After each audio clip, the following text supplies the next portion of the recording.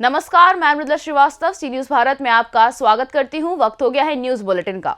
Bulletin में खबरों की शुरुआत करेंगे और जानेंगे कहां अखिलेश यादव ने चुनावी नुक्कड़ सभा को किया संबोधित, कहां कपड़े और मिठाई की दुकान में लगी आग, कहां मनाया गया अखिल भारतीय अंबेडकर संविधान दिवस। ऐसी और भी तमाम खबरों पर आइए विस्तार से करते हैं चर्चा।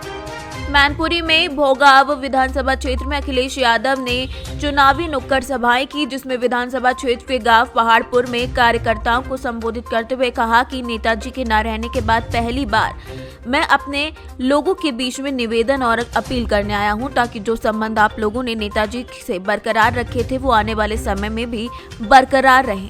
इस मौके पर प्रवीण कुमार शाह के वेद प्रकाश शाह के वकील अहमद, सुनील खान पूर्व प्रधान समेत कई लोग मौजूद रहे।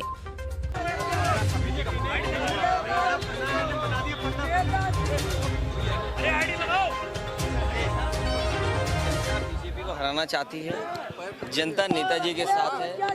नेताजी ने यहाँ घर घर में जगह बनाई है, यहाँ के लोग नेताजी से सीधे संपर्क में रहे हैं, इसलिए यहाँ की जनता ने मन बना करके फैसला ले लिया है कि समाजवादी पार्टी और नेताजी के पक्ष में मतदान करेंगे।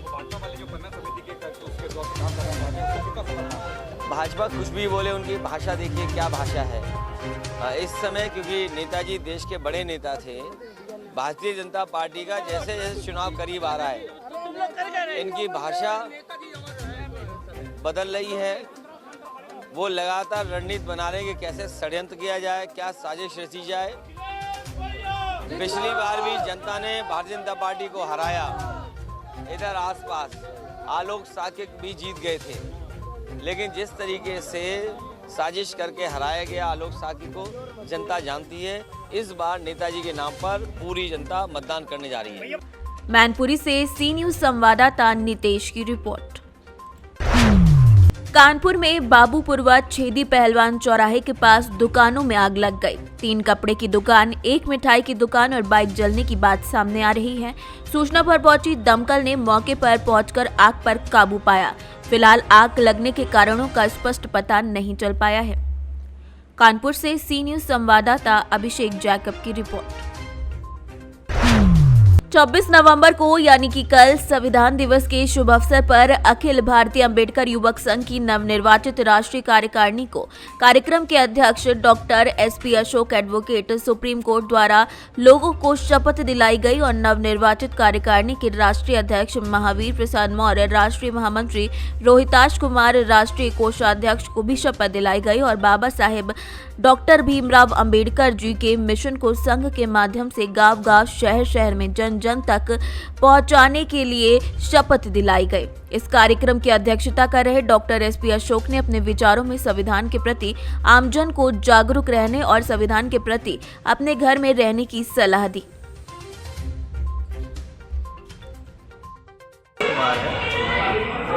मुझे जो है अखिल भारतीय अंबेडकर युवक संघ में राष्ट्रीय महामंत्री के पद पर सेवा करने का अवसर जनता के द्वारा दिया गया। आज अंबेडकर पार्क में कार्यक्रम किया जा रहा है, क्या कार्यक्रम में पूरी जानकारी? जी, आज जो है सबसे पहले तो मैं आपको ये जानकारी दे दूँ कि परम पूज्य बोधिसत्व बाबा साहब डॉक्टर भीमराव अंबेडकर के द्वारा रचित संविधान जो बनाया गया था, उसी को संविधान दिवस के रूप में आज यहाँ अंबेडकर पार्क में मनाया जा रहा है। इसके उपरांत इसी पावन पर्व पर जो अभी अखिल भारतीय अंबेडकर युवक संघ की नवनिर्वाचित राष्ट्रीय कार्यकारिणी है, उसका शपथ ग्रहण समारोह आयोजित किया गया है। मुरादाबाद से सी न्यूज संवाददाता दिलशाद की रिपोर्ट। भारतीय जनता पार्टी के प्रदेश प्रभारी मुरलीधर राव शनिवार को रतलाम जिले के 1 दिवसीय प्रवास पर पहुंचे, जहां रतलाम के सालाखेड़ी में जिला भाजपा की और उनके आत्मीय स्वागत भी किया। इसके बाद सर्किट हाउस में अवगत मुरलीधर राव ने कालिका माता मंदिर पहुंचकर पूजा अर्चना और आरती कर आशीर्वाद लिया। इस दौरान प्रदेश उपाध्यक्ष डॉक्टर चिंतामणि मालवीय, संभाग प्रभारी आलोक शर्मा, विधायक चैतन्य कश्यप, डॉक्टर राजेंद्र पांडे मौजूद रहे। मुरलीधर राव ने अखंड ज्ञान आश्रम पहुंचकर महामंडलेश्वर पीठाधीश्वर श्री स्वामी स्वरूपानंद जी महाराज के दर्शन वंदन कर आशीर्वाद प्राप्त किया। स्वामी देव स्वरूपानंद जी महाराज से मुलाकात की। स्वामी जी ने मुरलीधर राव को धर्म साहित्य भी भेंट किया। मुझे ऐसा लगता है कि राहुल गांधी की यात्रा बगैर मुद्दों की यात्रा है।